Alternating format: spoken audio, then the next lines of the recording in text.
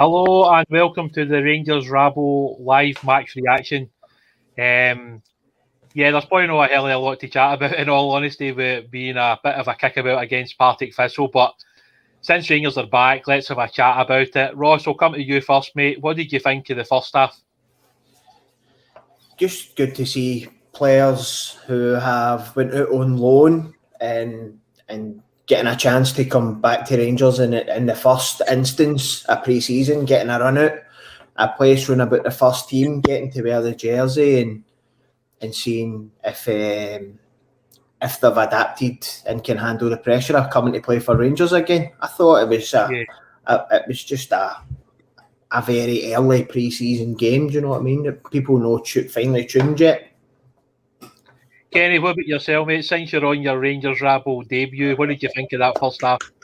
Thank you very much for the invite. Firstly, but no, I kind of echo the sentiments of Ross. I think it's also always encouraging to see the young guys coming through, and I think especially given that Gerrard has previously said that the guys aren't there to make up the numbers. You know, these are guys who have got a place on merit. Obviously, we know it was a much changed team, but there was a few positives. I know the second half brought out a bit more in an attacking sense, but there were a few positives. I thought from a couple of guys. I thought James Maxwell gave a good account of himself at left back. He seemed very calm on the ball. A couple of nice passes. Leon King got forward a couple of times as well, and he was unlucky with a few of the balls he put in. There wasn't somebody at the end of it. So no, there was definite positives. I know not one of the youngsters, but Scott Wright I thought looked very good. As you can see, he's packed on a bit of muscle. He was dropping a bit deeper. He was coming in to take the ball. He was demanding the ball. He was making things happen. So that was very encouraging. I think he's obviously going to really crack on this season and push for a place in the first 11. There's one or two players maybe slightly out of position. I think Wilf will probably maybe know slightly more than myself, but Lewis Mayo, for example, I think he's also more comfortable in the centre half kind of role, and that maybe showed a little bit once or twice. As the guys were discussing earlier, I don't think Jordan Jones and Glenn Middleton really helped their cause a great deal. Jordan Jones seems to split the support a little bit, and I think he can see he's got something. You can see he's got talent, and he can produce, the odd moment. But there's one or two times he lost the ball and kind of jogged his way back to winning it back, or kind of a half-baked attempt to win it back. I just don't think that's the kind of attitude that Gerrard and McAllister and Co will want, and I just don't see a future for him at the club. Yeah, it's an interesting one. I see there's a quick question come in there. David Morrison asking about Kai. The last I heard about Kai, I know he picked up an injury at Raith Rovers, and that was how he missed the playoff. I'm not 100% sure if he's back in the building in terms of training, but if it is, it must be obviously in the building, because I've not seen him on any of the training so far for the B team or the first team. So if he is coming back from injury, it's probably going to be that he's more inside the gym or that he's working inside. But as soon as we find out exactly what the issue is and when he's coming back, we'll obviously let people know. Okay, well, coming to you, what was your thoughts on that first half? It was much of a muchness. I mean, you've got to bear in mind that they've been back about 5 minutes. The players have only been back in the building about 5 minutes of it. Probably 2 or 3 training sessions, because technically they've been in a week, but they won't have been there the 7 days. They'd be lucky if they've had 3 or 4 sessions on the grass, actually doing anything. So I mean, it was nice to see half the team with youngsters in the first half. I mean, I'd actually like to have seen more of a mix of first team players at the start of the game. To see what the likes of Ben Williamson and James Maxwell could do with established first team players beside them. I mean, it was noticeable second half, and I know we'll come on to that. That the one youngster that was in the second half, Stephen Kelly, looked really, really assured. He looked really good, but that's probably because he's got the players round about him. I thought Maxwell did well, but he would possibly have looked a bit better with Goldson in beside him. It's difficult to tell. I mean, to me, the important thing pre-season is getting minutes and legs, and the players that are likely to feature, they all got at least 45 minutes. Which is good to see. And that's all you can ask for really pre-season. Yeah, look, I tend to agree, mate. I mean, I think I'd said before the pod, I think I took 3 notes in that first half, so that probably told you how good the first half was overall. Glenn Middleton picking out Jermaine Defoe. I think if you'd asked most of us, Jermaine Defoe finished that 1-on-1, we would have probably said yes. It was a good save by the goalie. A good save by Robbie McCrory. I think it was Big Graham up front with a good header. Robbie did well to tip it over the bar. And Jordan Jones picked out Glenn Middleton in the middle of the penalty box, but Glenn shot, didn't particularly catch it very well. That was basically the notes that I took for the first half. So I think that does say a lot about, the first 45 minutes. I thought Scott Wright looked sharp.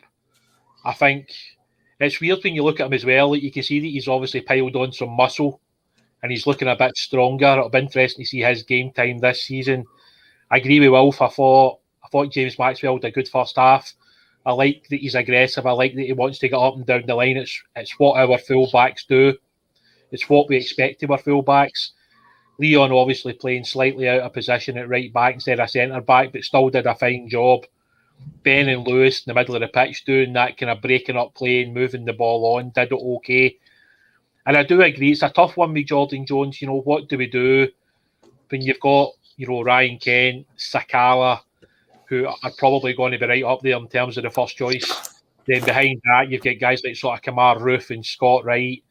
It's difficult to see how many games he's played, but we'll see how many more minutes he plays in pre-season, and then obviously we'll see what happens.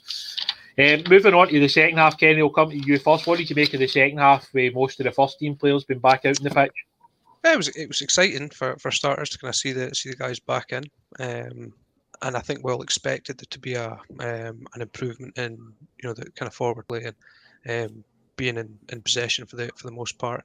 Take nothing away from Partick Thistle. I think they played well. They were quite well organised. They've got some decent championship quality players, and you can tell the guys are obviously a bit rusty. There's a few times poor touches kind of let one or two of the guys down, and I know the pitch maybe played a wee part in that as well. But the highlight for me was, as we kind of touched on earlier, was Stephen Kelly. I thought he was outstanding for his 45 minutes. He reminds me of Stephen Davis and how he plays. He was constantly showing for the ball. He was demanding the ball, from seasoned, experienced players, which is what you want, which is what Gerrard will demand of him as well. Some great touches, great passes, always showing for it. Sometimes, he does the ball retention very well. He keeps things simple, but he's also got that forward pass in him as well, which I saw a few times. So I think there's definitely potential there for a player who isn't too far away from the standard of the first team. In terms of the result, as we kind of discussed earlier, it's not really about that today. Nice to get a goal. Chuffed for Cedric to get on the score sheet, because again, there's been one or two questions asked of him, but he put himself about. Was in the right place at the right time. I thought Kamar Roof was excellent. His ball control is second to none. His awareness is great, and he can get the ball out in difficult situations and create something from it. And good cross for the goal. So yeah, it was a good run out.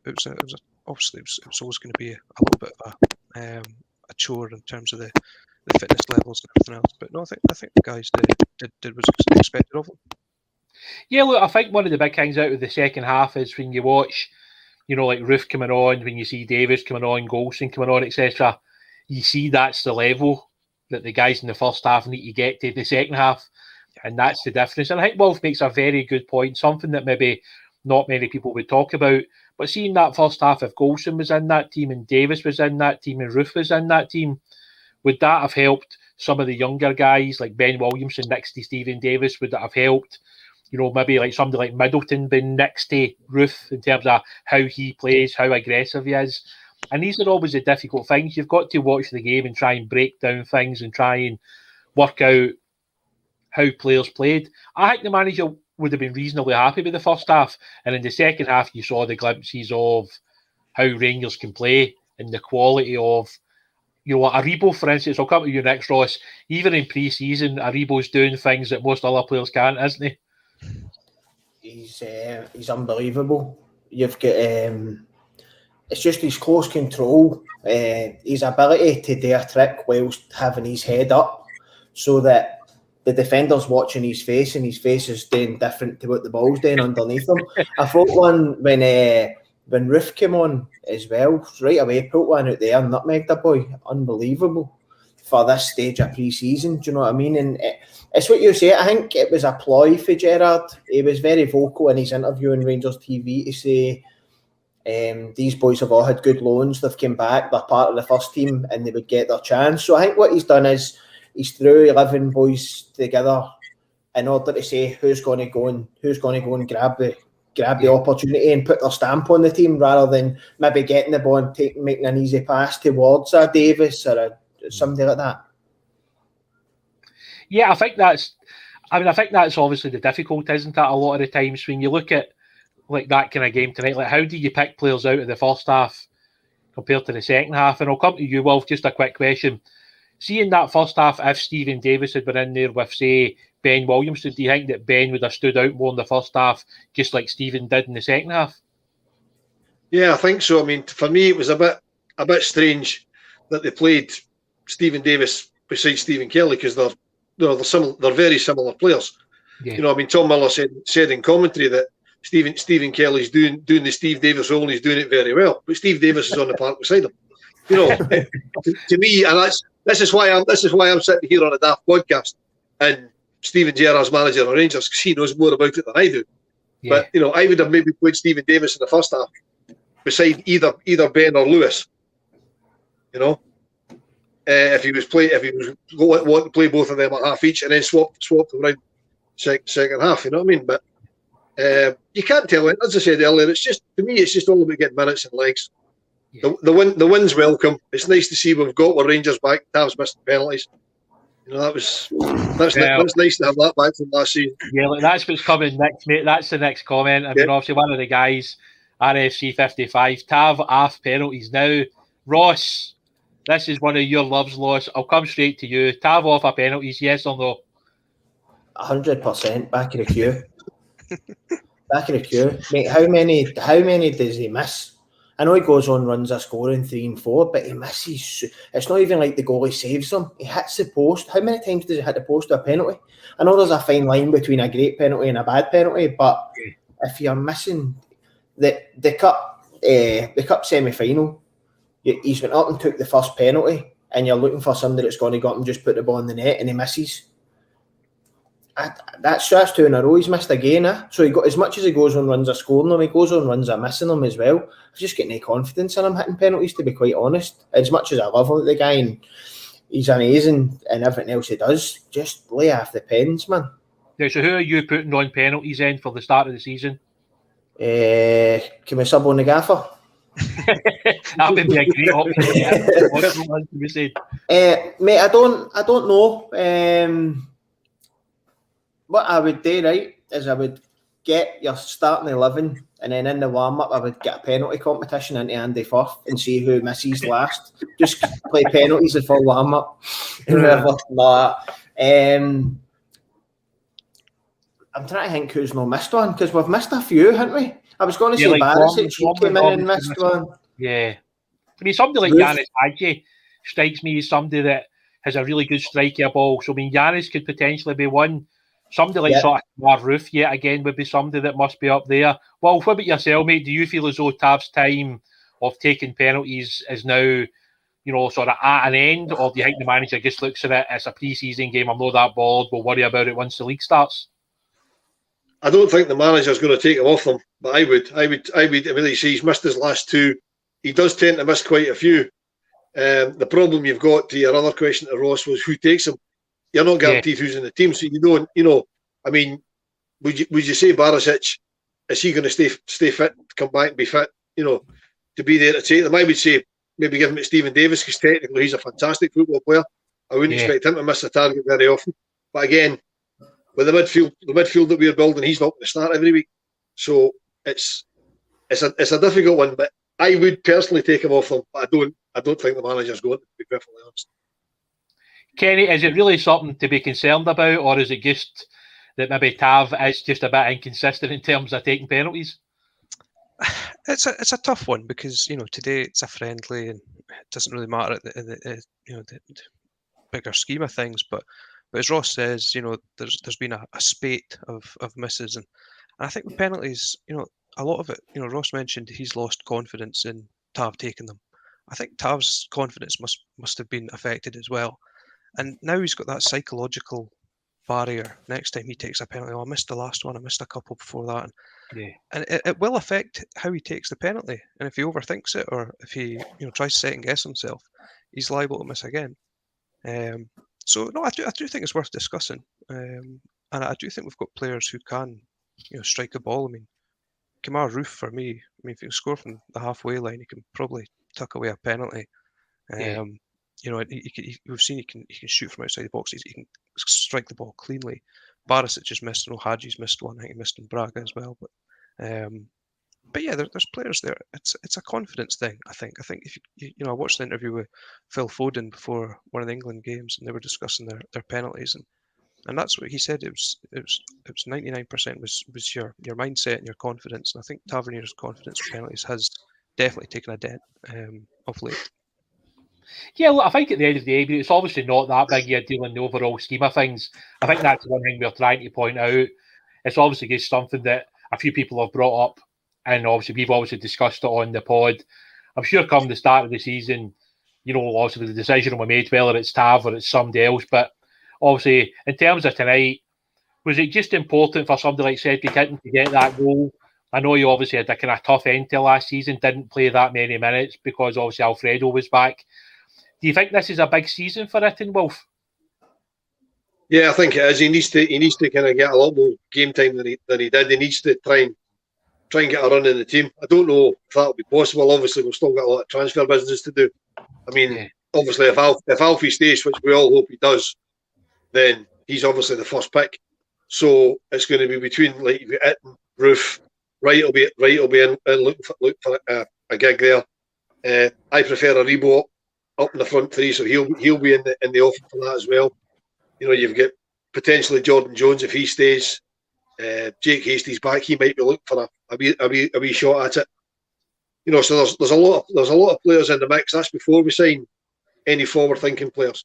Yeah. So it's a massive season for it, and if he gets a chance, he really has to take it. I think he will get a chance because there's plenty of games in the first couple of months of the season with European qualifiers and stuff. And he's going to have to play in the European qualifiers with the way the suspensions and things are working out, unless we do sign a striker. So it's a huge opportunity for him, and he really needs to take it. Ross, I'll come to you next with Cedric. At times last season I was quite impressed with Cedric. His touch, his movement. I thought the game against Killie, he did a great job playing widely. He really, really did well against the fullback. Is it important this season for Cedric that, if he does start, say, like 2 of the first 5 or 6 games, that he manages to bag a goal? Because just like Wolf is saying, like, confidence is so important to players like that. Yep. I think with Hinton, we are tailored. The way we play with Morelos. And Morelos, last year, his role changed, obviously, dropping back in. So when Hinton's playing up front on his Todd, that's not his game. So I think sometimes if you're playing Hinton up front, there's going to need to be a wee tactical switch where maybe one of the 2 wide players plays off him. That might be an option. I don't know. I just don't think the boys. He's not the same kind of player as Morelos. Do you know what I mean? He's not got the pace and the physical attributes, but you can tell he's a football player. Yeah. When he gets the ball at his feet, as you say, holds the ball up, he can go by people. He's got a wee turn of pace, and to be fair, he's popped up with some big goals for us at big times already. Last year was good for him. A lot of people saying he never played enough games, but he got to adjust to a country where it was only him and his missus living in a flat in the city centre, couldn't go out anywhere, couldn't socialise, and for a young guy that must have been hard coming to a foreign country, then maybe not getting the playing time he wanted. So I think he's got a big future at Rangers, to be honest. I think this year, similar to like your Barisic and stuff, maybe take a wee year to adapt to the playing style. But I think watching and working with Jermaine Defoe for another season, I think you'll see the best of the boy. I think he's a good player. There's definitely a player in there. It's just finding out how to unlock his potential in the team. Kenny, I'll come to you on a slightly different subject. I know the guys obviously did a kind of live pod earlier on talking about Lundstrom Obviously, he's signed today in a 3-year deal. Looking at our midfield for the start of the season, do you think that he comes straight into the free, or are we still very much looking at the guys that did, the great work last year that will start the season? I think there's definitely going to be a strong call that he could well be. Obviously, we're still up in the air about Glenn Kamara and whether or not he's going to stay. If he goes, obviously that'll play a major part in that. Ryan Jack's obviously still to come back to fitness. He's not going to get a full pre-season like the rest of the guys. So if Lundstrom's kept himself fit and he's ready, I can foresee that he probably would feature fairly heavily in the early part of the season, especially obviously, as I say, if Kamara goes. Well, what about yourself? What do you know about John Lundstrom? Do you see much of like the EPL in terms of Sheffield United? And what do you think he'll bring to the team? I don't watch much of the EPL. It's as you know, it's Rangers for me, and that's it really. I mean, obviously I've heard the name banded. I've heard the name banded about, and I know from listening to what people have said about him. When Sheffield United first came up, he helped them get promoted, and then when he first came up 2 seasons ago, he had a really, really good season. The last season, not so much. But Sheffield United didn't have a good season last season, so you can't really look into that because the whole team was a disaster last season, really. I think, to answer the question you asked, Kenny, I think he will feature a lot to start the season because whether Kamara goes or not, he's suspended in Europe. Yeah. So Lundstrom's going to have to play the European qualifiers. I think, particularly because I don't think Jack will be back for the start of the season. Because I don't recall seeing him in any of the training stuff. So he's obviously not back in the building yet. And if he is, he's not doing much. So I can't see him being available for the start of the season. So I think we're going to need Lundstrom right at the start of the season, particularly in the European stuff. So I think he'll feature quite heavily. And then after that, it's up to him if he takes a chance. Much the same as Cedric Hitton, if he takes the chance, he stays in the team. I mean, the manager's always said that, if you're in the team and you play well, you stay in the team. Yeah. So it's entirely up to them. Ross, what about yourself in terms of Lundstrom? Obviously, I would imagine over the next kind of 1 or 2 games, we'll get him on the pitch and get him some minutes. Is it important, a bit like Wolf's saying there, because obviously Kamara is going to be suspended for the qualifiers, that Ryan Jack doesn't seem to be getting that kind of close to being back in the first team, that we get him up to speed quickly? I think that's what he's here for. I think he is your Ryan Jack, another. They can come in, win the ball back, turn over possession and go and let Kamara or Aribo or whoever else, Davis, play the ball away. I think that's the kind of player he is. Whenever I've seen him for Sheffield, he's broke the ball up and gave the ball to wee Fleck, and Fleck's been their creative spark. So for me, listen, I've seen a lot of folk today saying he's only rated 60 odd on FIFA. What's happening here? What's happening, man? What's going on? But no, I'll tell you one thing. If Steven Gerrard and Gary McAllister have came and identified you as a ball-winning midfielder who likes a crack at goal, chips in with a few goals, then that's how I'm sitting. That's how I'm sitting in Drumchapel, and Steven Gerrard and Gary McAllister had glittering careers in football, you know what I mean? Yeah, I think one of the interesting things when you look at Lundstrom, even just from the pictures today, he's a big physical specimen, isn't he? I mean, he's a big, strong lad.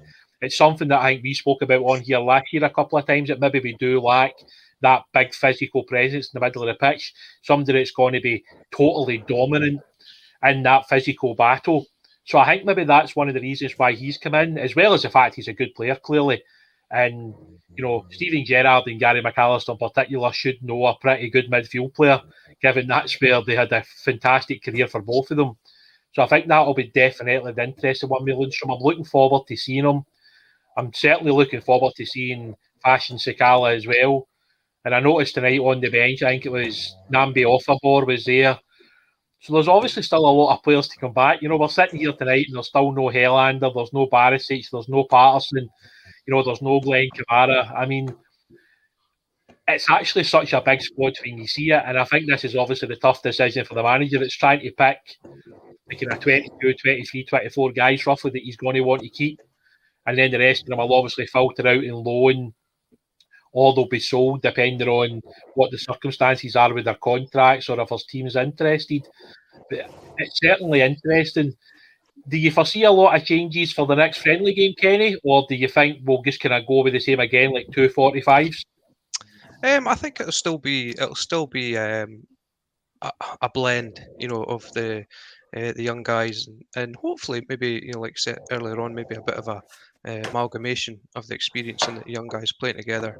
I think on this season, it's clear that the squad, it's not going to be about the numbers, as Gerard's alluded to in the past, and as we're getting in a position where we might be going to Champions League and all this kind of thing. Hopefully, when we do rotate or when we do get injuries or suspensions, whoever's coming in to replace them, it can't just be a filler. We need to have the quality, and I think these games are a good opportunity just to give the management team another look at how these guys perform in a Rangers jersey. I know it's difficult, I know it's friendlies, and I know it's not the same pressure or the same environment, but I do think we'll still see a bit of the likes of Middleton and Jones and these kind of guys. I think it's probably fairly clear already that a lot of the young guys who played first half today will be out on loan again next season.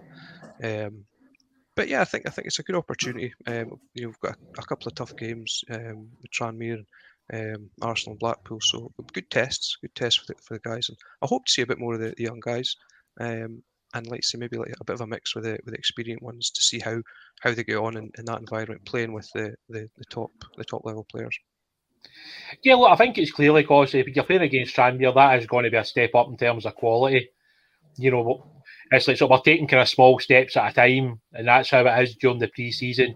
We're basically still, about 4 weeks away from the start of the season, so we're actually still quite a bit away. Unusually for us, it was a quite long summer because we didn't have to come back and play the first qualifying round of the Europa League. So for all us guys, we've missed it by a hell of a lot, and we're obviously just buzzing now for the next game. Just to kind of finish up then in terms of like tonight's game, is it just more important really for the guys that it was just minutes on the pitch, Ross, and that was really all that really mattered? Nothing else really was that important in the overall scheme of things? I think results are always important. I think but winning becomes a habit. So you've left last season on a good footing, barring obviously the cup game to St Johnstone. So you're on a good.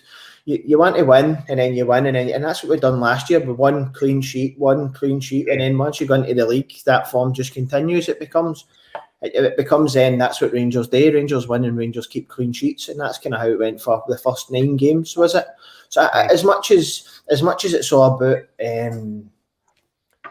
getting minutes in folks' legs and stuff, even Rangers reserve players, the boys that are playing for Partick Thistle tonight wouldn't get a game for Rangers reserves. So that's, for me, you're still looking to be beating these teams, even if maybe not as convincingly as the first team would. No, I think that's a very fair point, mate. I don't think too many people could argue that fact, to be fair. And I think that's probably a good way to finish up the pod tonight. Obviously, if it's just a kind of small, compact, kind of live reaction, there probably wasn't as much to talk about as we would have after a normal first-team game. So we'll keep it at about half an hour. Thanks again to all the guys for commenting. Really, really appreciate it. Fantastic to see so many people on chatting about the game. There's certainly a lot to talk about, between the first half and the second half. Hopefully see you again on Thursday night for the live pod. I believe Martin's going to be hosting it because he's back from his wee holiday that he had. Appreciate all the support, guys. Give us a like and subscribe if you feel like it. Thanks very much, and we'll see you all again very, very soon.